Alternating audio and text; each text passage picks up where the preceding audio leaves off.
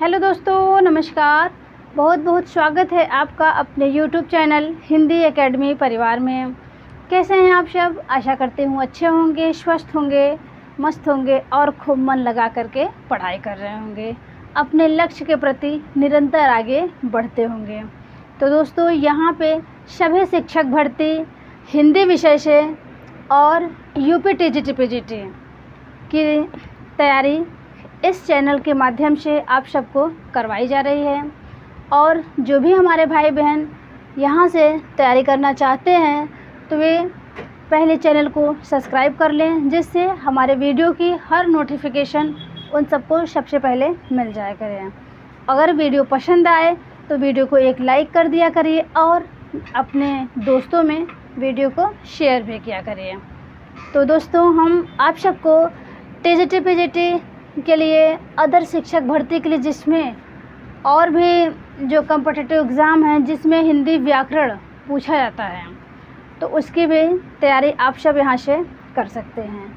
तो इस समय हम topic wise practice TGT PGT के लिए चल रहे हैं, और जो हमारे ये व्याकरण के प्रैक्टिस रहेंगे ये और भी परीक्षा में काम आएंगे।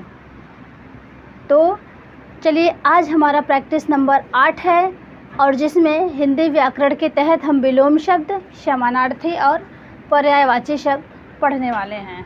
ठीक है, तो आज इन्हीं शब्द पे प्रश्नोत्तरी होने वाली है, और आप वीडियो में अंत तक बने रहिएगा, क्योंकि आज का सेशन है कुछ खास। ये बहुत महत्वपूर्ण प्रश्न है। ये सभी शिक्षक भर्ती में किसी न किसी शिक्षक भर्ती में ये प्रश्न आए हुए हैं।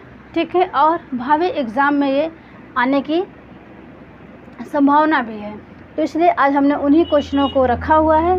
तो चलिए, बिना देर किए हुए क्लास को कंटिन्यू करते हैं। तो देखिए, हमारा पहला क्वेश्चन है, इनमें विलोम शब्द का गलत युग्म है। इनमें विलोम शब्द का गलत युग्म है। ऑप्शन ए है, दक्षिण का वाम होता है विलोम शब्द, उद्यम का निरुद्यम होता है, विधि का निषेध होता है, और बर्बर का सभ्य होता है। चलिए, तो आप सब अपने अपने आंसर लगा लीजिए।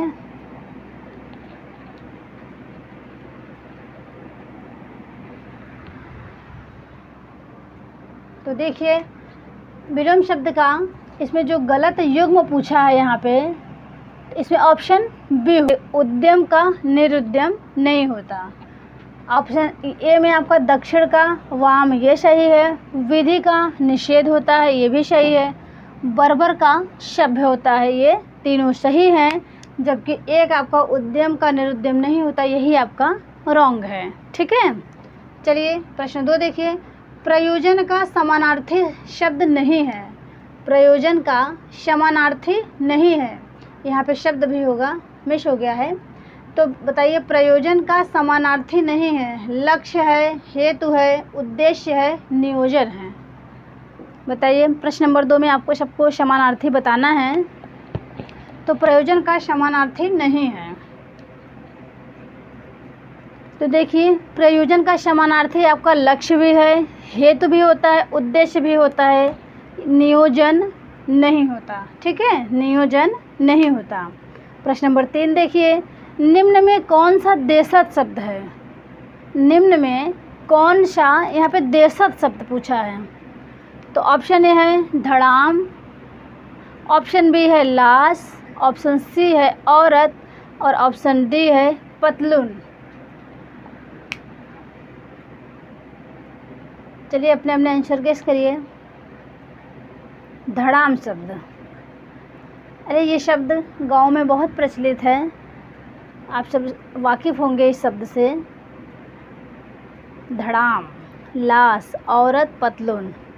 तो देखिए, ये आपका लाश जो है ये तुर्की भाषा का शब्द है। ठीक है, तुर्की, और ये अरबी के शब्द, फारसी के, तुर्की के, पुर्तगाली के, इन सब भाषाओं के शब्द को एग्ज़ाम में भी पूछा जाता है, तो इनको भी आप सब देखते हुए चलिए।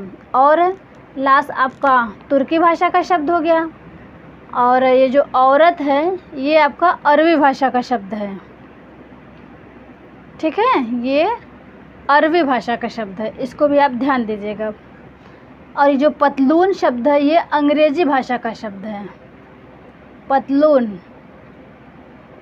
अब आपका बचा धड़ाम, तो यही आपका राइट आंसर होगा। ठीक है, धड़ाम शब्द आपका देशज है। चलिए प्रश्न 4 देखिए, पृथक का सही विलोम है। पृथक का सही विलोम है, पृथक का अर्थ होता है अलग। तो देखिए एकत्र है ऑप्शन ए, ऑप्शन बी है संयुक्त, ऑप्शन सी है थकित, ऑप्शन डी है सुघटित।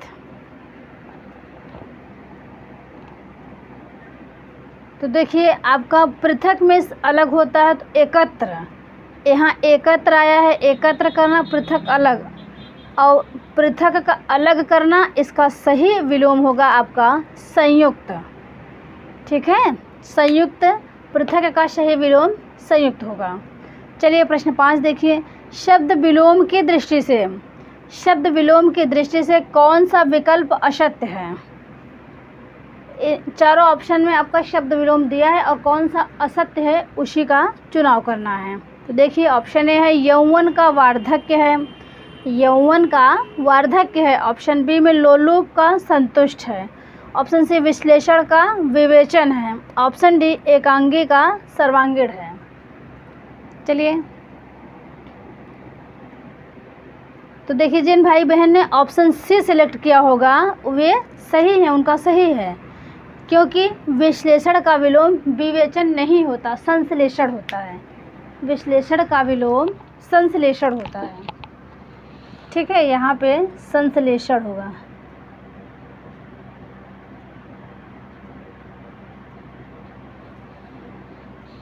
विश्लेषण का विलोम संश्लेषण होता है।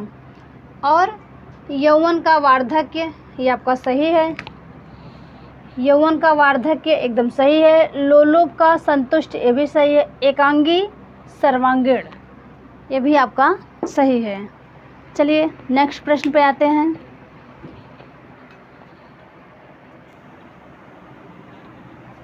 चलिए प्रश्न 6 पे आते हैं, कौन सा शब्द सबसे भिन्न है। कौन सा शब्द सबसे भिन्न है, यानी इनमें 3 विकल्प का अर्थ एक ही है, एक है अलग है, यही आपको बताना है। तो देखिए पहला ऑप्शन ए है प्राचीन, ऑप्शन बी है अद्यतन, ऑप्शन सी है अधुनातन, ऑप्शन डी है सनातन। चलिए इनमें आंसर गेस करिए। तो प्राचीन का अर्थ होता है, प्राचीन का अर्थ होता है मतलब पुराना, पहले का। प्राचीन का विलोम अर्वाचीन होता है, ये बहुत पूछा जाता है, ये भी ध्यान रखिएगा। और अद्यतन, अद्यतन का भी होता है कि बहुत पहले का, पहले, बहुत पहले से लेके आज तक, अब तक का मतलब होता है अद्यतन। अधुनातन, अधुनातन में नया, अब का। ठीक है, और डी जो है सनातन, इसका भी मतलब यही है कि बहुत पहले से चला आ रहा, कहते नहीं ये हमारा पहले से चला आया सनातन धर्म है। ठीक है, तो आपका ये प्राचीन, अद्यतन और सनातन ये तीनों एक ही हैं, और ये जो अधुनातन है यही सबसे भिन्न है। ठीक है, अधुनातन का विलोम पुरातन होता है, इसको भी आप सब ध्यान रखिएगा। और अद्यतन का विलोम अनद्यतन होता है, ये भी आप सब ध्यान रखिएगा। प्रश्न 7 देखिए, लक्ष्य का अनेकार्थक शब्द है। लक्ष्य का अनेकार्थक शब्द है। ऑप्शन ए है निशाना, उद्देश्य, ऑप्शन बी है नाम, बल, ऑप्शन सी है गति, चाल, ऑप्शन डी है सही गलत। इनमें ऑप्शन करिए आप सब, अपने अपने आंसर लगा लीजिए। तो जिन लोगों ने, जिन भाई बहन ने ऑप्शन ए बताया होगा निशाना और उद्देश्य, वे सही हैं। ठीक है, लक्ष्य का अनेकार्थक शब्द होता है निशाना, उद्देश्य। चलिए प्रश्न नंबर 8 देखते हैं। सुधा का अनेकार्थक शब्द है। सुधा का अनेकार्थक शब्द है बादल बिजली, ऑप्शन ए है, अमृत पानी, ऑप्शन बी है, और प्राण प्रियतम, ऑप्शन सी है, सेना शक्ति, ऑप्शन डी है। तो चलिए इनमें अपने अपने आंसर गेस करिए।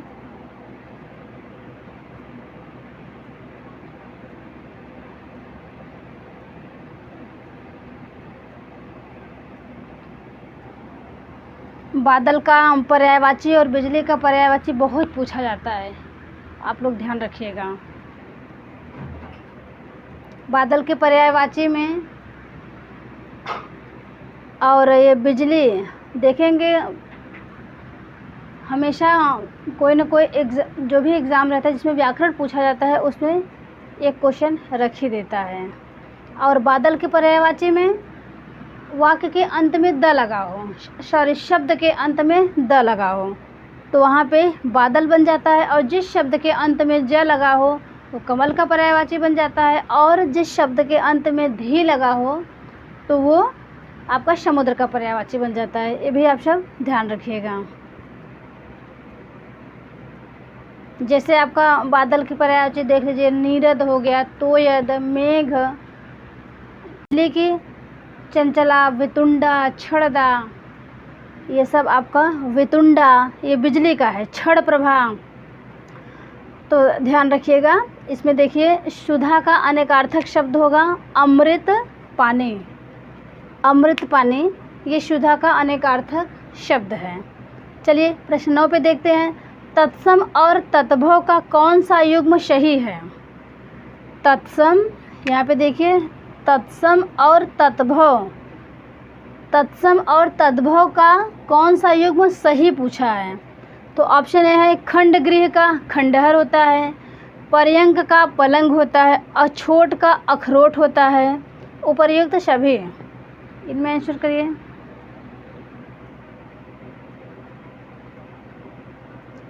दोस्तों ये मैं जो क्वेश्चन ली हूँ ये सभी टीचिंग एग्ज़ाम में पूछे हुए हैं, मैंने उन्हीं क्वेश्चनों को ली हूँ और ये क्वेश्चन बार बार रिपीट किए जाते हैं, तो इनको आप ध्यान रखिए।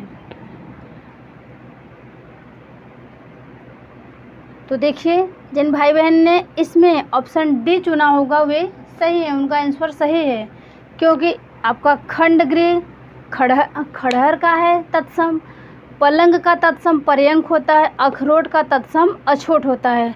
तो यहाँ पे उपर्युक्त सभी सही हैं। ठीक है, चलिए प्रश्न 10 पे देखते हैं। सरस्वती का पर्यायवाची किस विकल्प में नहीं है? तो यहाँ पे नहीं शब्द को पहले ध्यान दीजिए आप सब।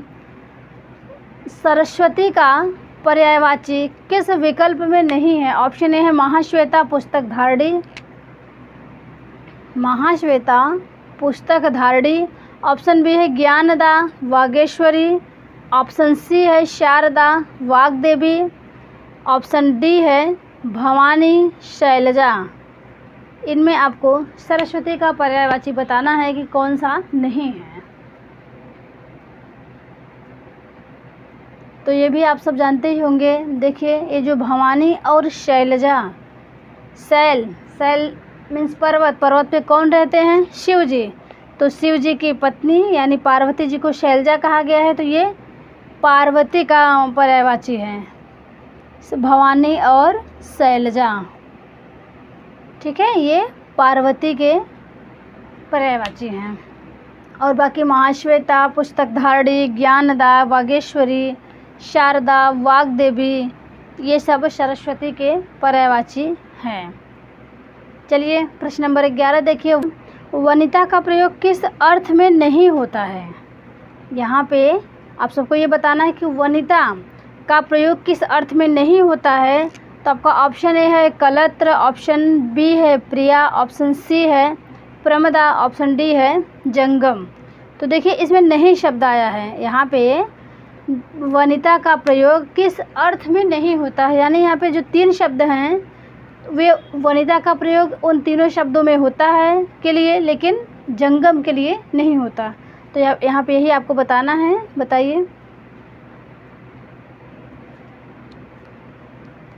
तो वनिता का अर्थ होता है स्त्री। ठीक है, स्त्री। तो देखिए स्त्री कलत्र भी होता है, वनिता, स्त्री, कलत्र, प्रिया, प्रमदा ये शब्द एक ही हैं, जबकि ये जंगम जो है ये किसका पर्यायवाची है? ये बहुत बार एग्जाम में पूछा हुआ है। तो बताइए आप सब जंगम का विलोम क्या होगा? सॉरी पर्यायवाची ने विलोम। जंगम का विलोम होता है स्थावर। ये बहुत बार परीक्षा में पूछा हुआ है, तो इनको आप ध्यान रखिएगा। यही ऑप्शन डी होगा। जो कि वनिता का प्रयोग जंगम के अर्थ में नहीं होता बल्कि कलत्र, प्रिया, प्रमदा के अर्थ में होता है। ठीक है, तो चलिए आगे बढ़ते हैं।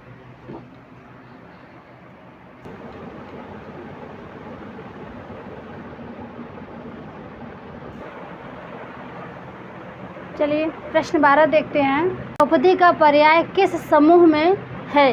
प्रश्न नंबर 12 का उत्तर दीजिए आप सब। ऑप्शन ए है पांचाली कृष्णा, ऑप्शन बी है याज्ञसेनी, द्रुपद सुता, ऑप्शन सी है ए बी दोनों, ऑप्शन डी है कोई नहीं।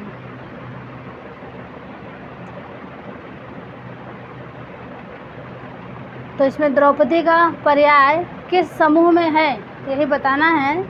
तो ऑप्शन देखिए, पांचाली कृष्णा, याज्ञसेनी, द्रुपद सुता, ये सभी शब्द जो हैं द्रौपदी के पर्याय हैं। तो इनका राइट आंसर हो जाएगा ऑप्शन सी। जिन्होंने ऑप्शन सी गेस किया होगा उनका सही है, वे सही हैं। चलिए प्रश्न 13 देखिए। कालिंदी का पर्यायवाची क्या है? कालिंदी का पर्यायवाची क्या है? तो कालिंदी का पर्यायवाची पूछा है सरस्वती स्त्री निधात्री, लक्ष्मी भार्गवी, गंगा त्रिपथगा, यमुना अर्गजा।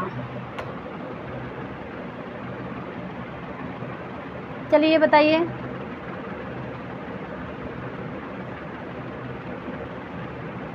तो देखिए कालिंदी का पर्यायवाची सरस्वती स्त्री निधात्री, ये आपका सरस्वती का पर्यायवाची है। लक्ष्मी भार्गवी, ये लक्ष्मी का है। गंगा त्रिपथगा, ये सब गंगा के हैं। यमुना और अर्गजा जो है वो कालिंदी का पर्यायवाची है। ठीक है, यमुना अर्गजा कालिंदी का पर्यायवाची है। चलिए प्रश्न 14 देखते हैं। धूसर का पर्याय है अश्व है, मेघ है, गर्दभ है, अजा है। धूसर का पर्याय बताइए। तो धूसर मीन्स गधा होता है। गर्दभ, ये गर्दभ का पर्याय है। ठीक है, जैसे आपका खर हो गया, वैशाख नंदन, धूसर, गधा, गर्दभ, ये सब इनके पर्याय हैं। अजा मीन्स बकरी होता है, बकरी। और अश्व का हो गया आपका घोटक हो गया, तुरंग हो गया, घोड़ा हो गया, है बाजी। ठीक है, चलिए प्रश्न 15 देखिए। निम्न शब्द में सूर्य का पर्यायवाची नहीं है। निम्न शब्द में सूर्य का पर्यायवाची नहीं है। दिनकर है, अंशुमाली है, रवि है, यामिनी है। चलिए सूर्य का पर्यायवाची बहुत पूछा जाता है, आप सब ध्यान रखें। और दोस्तों व्याकरण पे भी ध्यान दीजिए। बहुत लोगों को व्याकरण नीरस लगता है, बोरिंग लगता है, व्याकरण नहीं पढ़ते हैं, लेकिन व्याकरण बहुत महत्वपूर्ण है। हिंदी साहित्य में आपका टीजीटी पीजीटी के एग्ज़ाम की मैं बात करूं तो उसमें 40-45 नंबर के प्रश्न आते हैं व्याकरण के। और साहित्य इंटरेस्टिंग होता है, साहित्य सभी पढ़ते हैं, लेकिन व्याकरण उतना कोई नहीं पढ़ता। लेकिन आप सब वासुदेव नंदन के बुक को अच्छे से पढ़िए। ठीक है, हाँ, वे ऑथेंटिक बुक है, उसी को पढ़िए, व्याकरण के लिए सबसे बढ़िया है। तो चलिए, सूर्य का पर्यायवाची दिनकर भी है, अंशुमाली भी है और रवि भी है। ये यामिनी नहीं है, यामिनी रात्रि का पर्यायवाची है। ठीक है, यामिनी रात्रि का पर्यायवाची है। तो चलिए प्रश्न 16 देखते हैं। बादल का पर्यायवाची नहीं है। बादल का पर्यायवाची नहीं है। तो आपका नीरद है, अभ्र है, जिमूत है, वारिधर है, पयोधर है, जलधर है, उत्पल है, कोकनद है।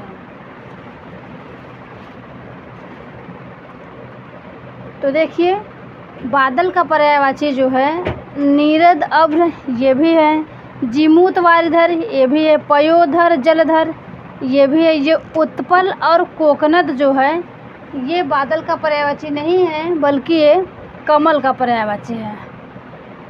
ध्यान दीजिएगा, कमल। ठीक है, चलिए प्रश्न 17 देखते हैं। त्यक्त का सही विलोम शब्द है। त्यक्त का सही विलोम शब्द है गृहीत, त्याज्य, तुच्छ, प्रिय। चलिए अपने आंसर गेस करिए।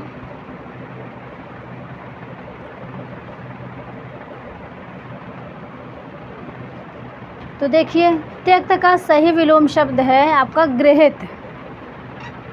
ठीक है, गृहीत त्यक्त का सही विलोम शब्द है। दोस्तों अगर सेशन अच्छा लग रहा हो तो वीडियो को एक लाइक ज़रूर करिएगा और अपने दोस्तों में शेयर भी करिए। ठीक है, चलिए अगले क्वेश्चन पे आते हैं। ये सभी महत्वपूर्ण प्रश्न हैं, इनको आप सब ध्यान रखिए और बीच बीच में रिवीजन भी करते रहिए।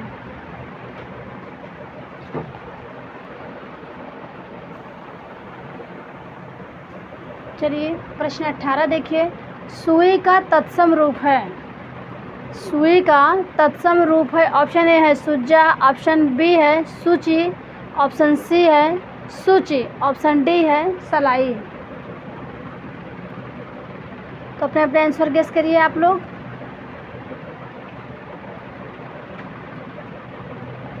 तो देखिए जिन लोगों ने ऑप्शन सी गेस किया होगा वे सही है, उनका आंसर सही है। सुई का तत्सम रूप सूची होता है।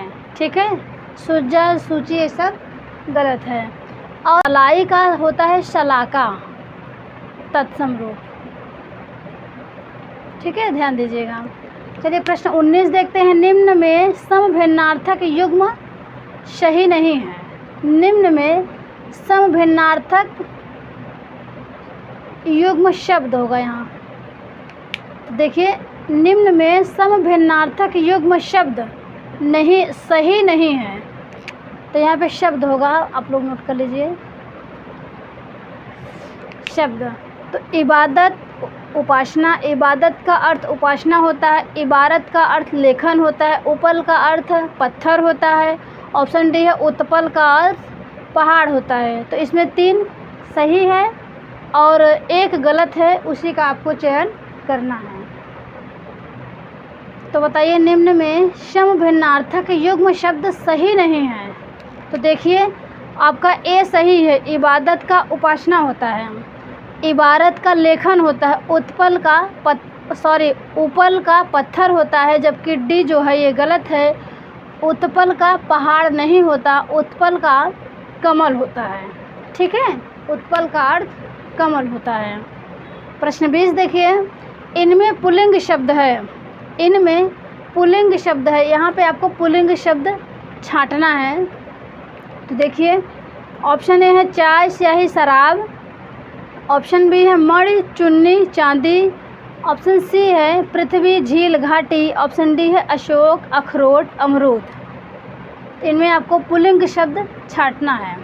बताइए कौन सा है पुल्लिंग।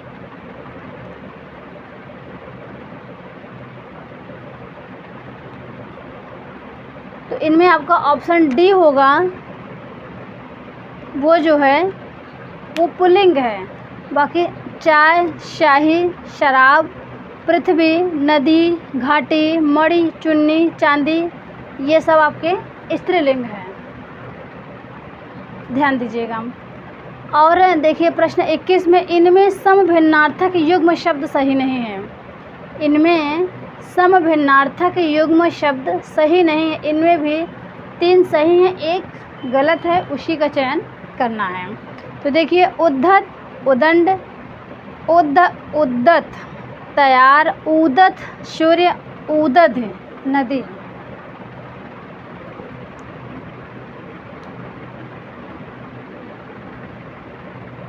तो देखिए उद्धत कहते नहीं कि अरे बहुत उद्धत बाहन। उदंड ये सही है। उद्दत किसी चीज़ के लिए किसी कार्य के लिए एकदम तैयार रहना, एकदम उद्दत है, ये भी सही है। उदत सूर्य ये भी सही। उदत ही गलत है। यहाँ पे उदत का अर्थ होता है समुद्र, नदी नहीं होता। उदत का अर्थ होता है समुद्र। ठीक है, तो समभिन्नार्थक से दोस्तों 2 शब्द बस ज़रा सा अंतर रहेगा, एक ही जैसे रहेंगे और उनके मीनिंग्स अलग अलग होंगे। ठीक है, तो इनको भी आप ध्यान दीजिएगा। 1-2 क्वेश्चन यहाँ से भी उठाए जाते हैं एग्ज़ाम में। चलिए प्रश्न 22 देखते हैं। शुद्ध वर्तनी है। शुद्ध वर्तनी है अंत्याक्षरी है, ऑप्शन ए, ऑप्शन बी है पूज्यनीय, ऑप्शन सी है मिष्टान, ऑप्शन डी है याज्ञवल्क्य। तो शुद्ध वर्तनी का चयन कीजिए आप सब।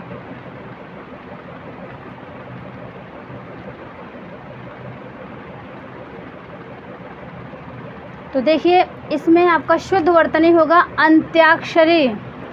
अंत्याक्षरी शुद्ध है और बाकी ये तीनों गलत हैं। तो देखिए पूजनीय, ये पूजनीय होता है, ऐसे होता है। दोस्तों ये बहुत से महत्वपूर्ण प्रश्न हैं, इनको आप सब ज़रूर ध्यान रखें और यहाँ से क्वेश्चन ज़रूर मिलेंगे आपको परीक्षा में। और देखिए मिष्टान्न का होता है मिष्टान्न, आधा न फिर पूरा ना, ठीक है। और याज्ञवल्क्य का है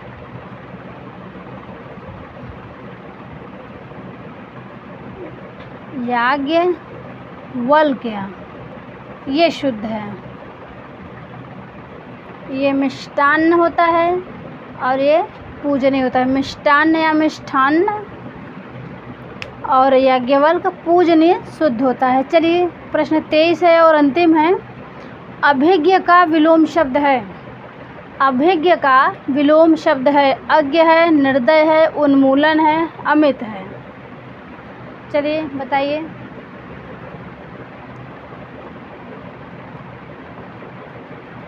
दोस्तों अगर सेशन अच्छा लगा हो तो एक लाइक ज़रूर करिएगा। देखिए अभिज्ञ का विलोम होता है अज्ञ, ठीक है। अभिज्ञ का विलोम अज्ञ होता है और निर्दय का विलोम होता है शदय। शदय, उन्मूलन का विलोम होता है रोपण और अमित का होता है परमित। ये अति महत्वपूर्ण प्रश्न थे, उन्हीं को हमने आज कराया है। तो मैं उम्मीद करती हूँ आप सबको पसंद आया होगा और आप सब इनको ध्यान में रखेंगे, ठीक है। तो चलिए आज के लिए बस इतना ही दोस्तों। अब फिर मिलेंगे नेक्स्ट वीडियो में, और वीडियो देखने के लिए आप सबका बहुत बहुत धन्यवाद। और अब हम मिलेंगे फिर अगले वीडियो में, तब तक के लिए नमस्कार।